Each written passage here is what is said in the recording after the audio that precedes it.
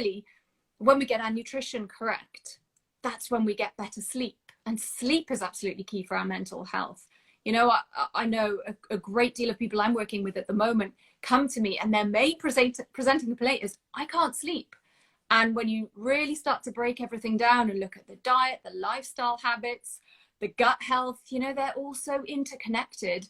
And I think the problem with the way we look at medicine these days, it's so fragmented. We look at a symptom coming from the gut and we treat the gut, and we look at a symptom, a migraine, and we treat the migraine. Whereas when we really start to see that, you know, everything in the body is interconnected, including the blood circulating these amazing ketones, we can really get back to basics and, you know, see that just because we're having mental health issues, it doesn't mean it's not coming from the gut, or it doesn't mean it's not coming from potentially something that's missing from a lack of absorption from the gut. There are, I mean, obviously there are multiple factors involved with mental health, but getting the foundations right first at least gives the brain a fighting chance to. Our culture, you know, has to function so at its ruined best. us though, Pauline, because they put all the focus on, okay, you go on a diet and it's to lose weight. And it's like, that's it? Like no other ramifications? I guess there's an extension of, if you lose weight, you get healthy.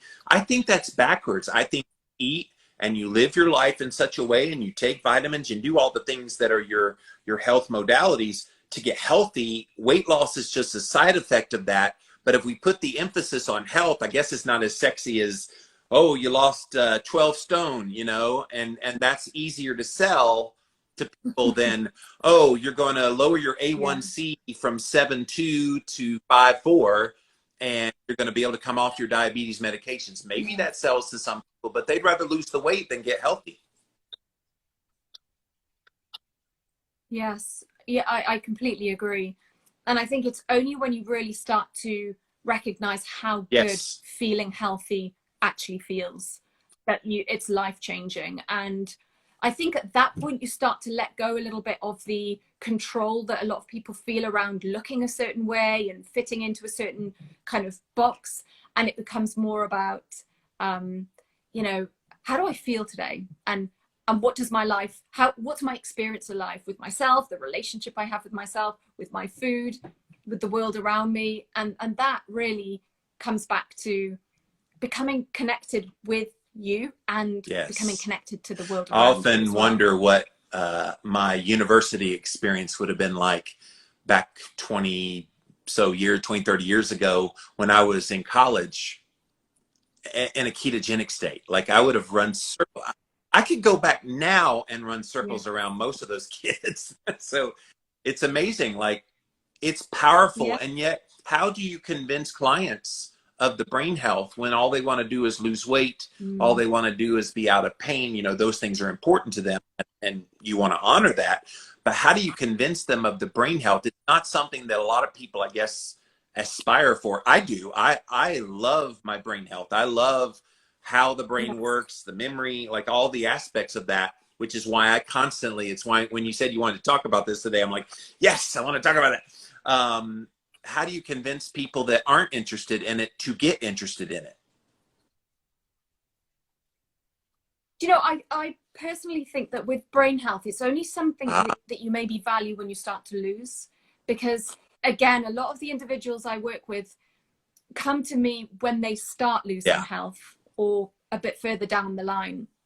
And I think that can be quite a scary situation. You know, you really start to feel like, gosh, I'm losing that sharpness, or, you know, things that used to just come to me are going.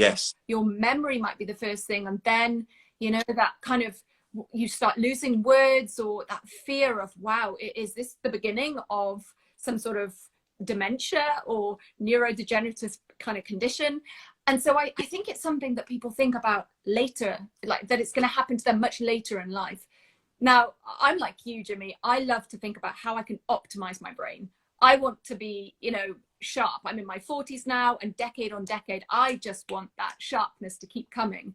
And so I love learning about what are the things that can give my brain the edge? How can I keep getting more into this amazing, you know, computer inside our head? And how can I look after it for as long as I possibly can, so that when I get to 90, 95, 100, it's still sharp and I'm still learning and Yeah. I'm still able to converse with those around I me and hate have a that great phrase, experience in life. age-related disease, because they end like Alzheimer's and dementia and some of these other things that you start to lose your faculties about you.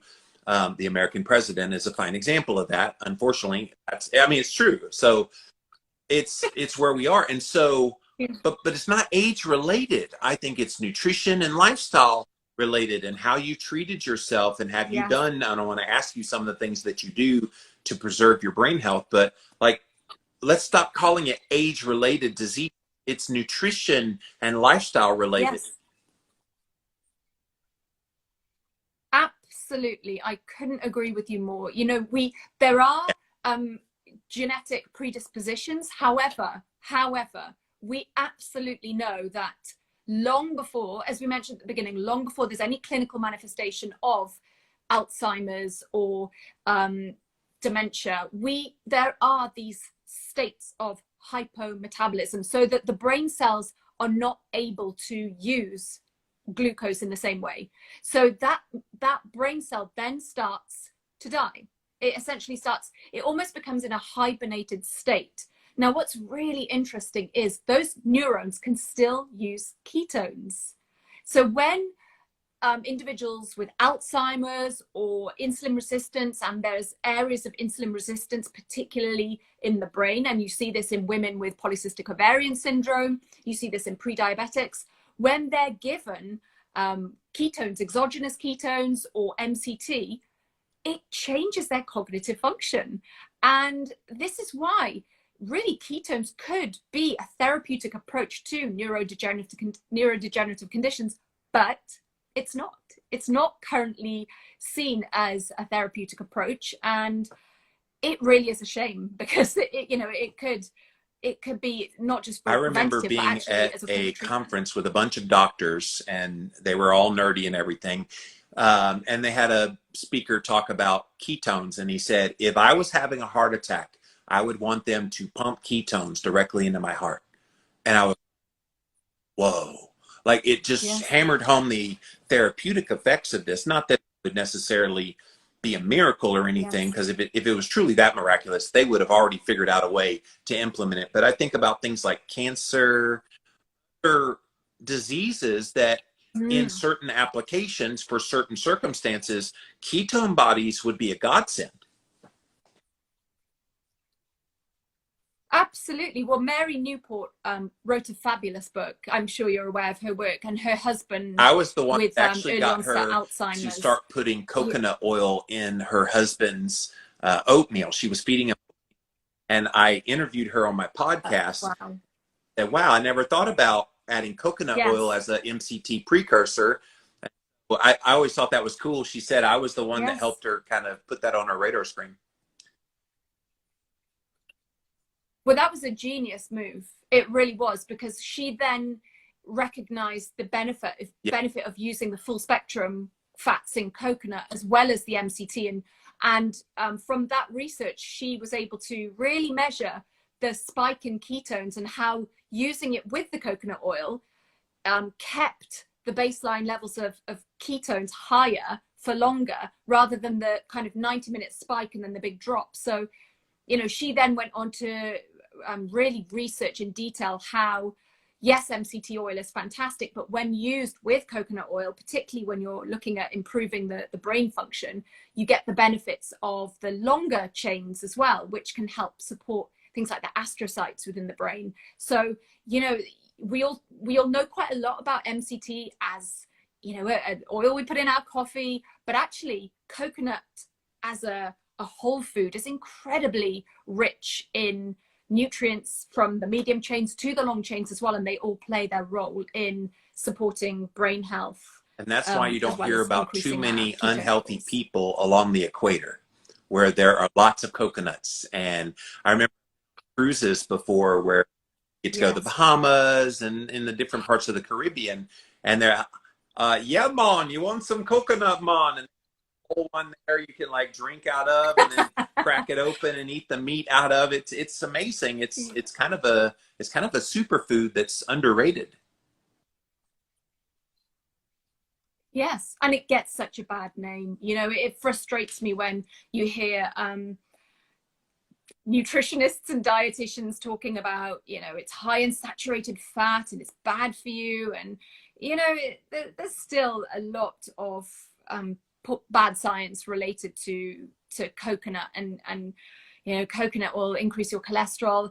Coconut is very rich in MCT, the medium chain triglycerides. About 60% of coconut fat, of the saturated, a special type of saturated fat called medium chain triglycerides, which I know you'll know a lot about, Jimmy.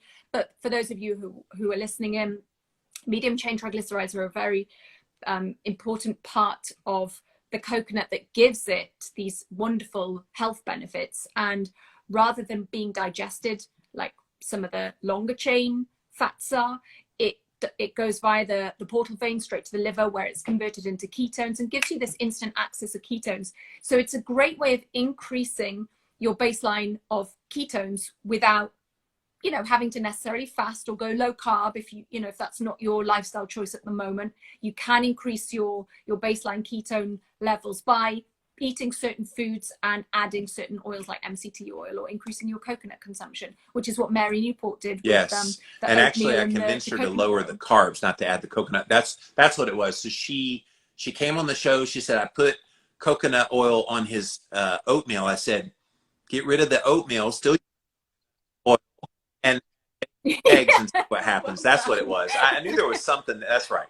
So she already was doing the coconut oil and was well into researching that, but she didn't make 2 and 2 with the carbohydrate aspect. So I got her to cut the oatmeal out, and that's when he started having some of the improvements. Unfortunately, he has passed away, her husband. He had the very early onset. It wasn't age related. It was very genetic related.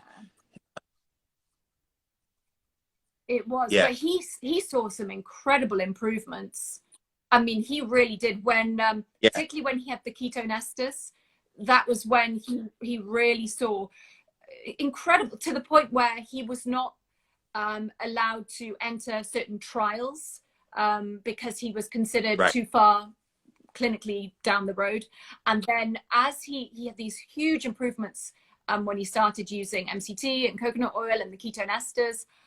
And sadly, he saw a huge decline when he went on to one of the trials, which the drug actually was found to worsen his condition. So that was a very sad situation. But, you know, it was very interesting. For those of you who are interested in learning more about Alzheimer's and ketones, Dr. Mary Newport's book, I think it's called The Miracle of Ketones, and her website, coconutketones.com, is her website. So lots of great resources on there for free.